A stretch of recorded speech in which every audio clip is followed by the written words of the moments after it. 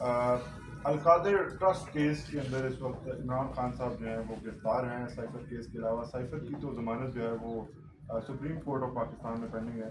آج القادر ٹرسٹ کے اندر بھی ان کی پوسٹ ٹرسٹ بیل ہم نے فائل کی ہے، جس میں 4 تاریخ کے نوٹسز نیب کو جاری ہوئے ہیں.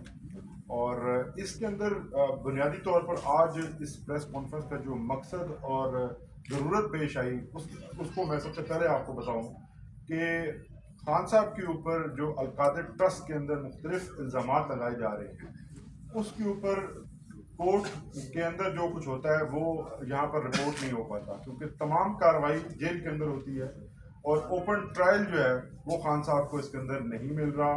ریمانڈ کے دوران جو بھی تفتیش کی ریکویسٹ کی جاتی تھی نیب کی طرف سے، تو وہ تمام جو کیس ان کا اندر وہ پریزنٹ کرتے تھے اس سے برعکس میڈیا کے اندر جو ہے وہ رپورٹ کیا جاتا تھا. خصوصی طور پر جب بات آتی ہے کہ 458 کنال زمین جو ہے جو القادر ٹرسٹ کی ملکیت ہے، اس زمین کے بارے میں بہت سے شکوک و شبہات جو ہیں وہ پائے جا رہے ہیں.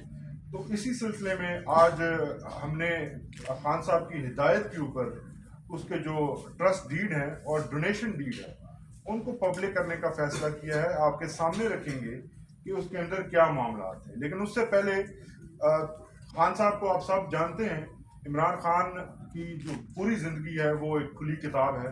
عمران خان کی سیاسی زندگی ہو، ان کی سماجی زندگی ہو یا ان کی کھیل کی دنیا، آپ تمام جانتے ہیں کہ ان کی خدمات تمام شعبہ ہے زندگی میں ٹاپ آف دا لسٹ ہیں.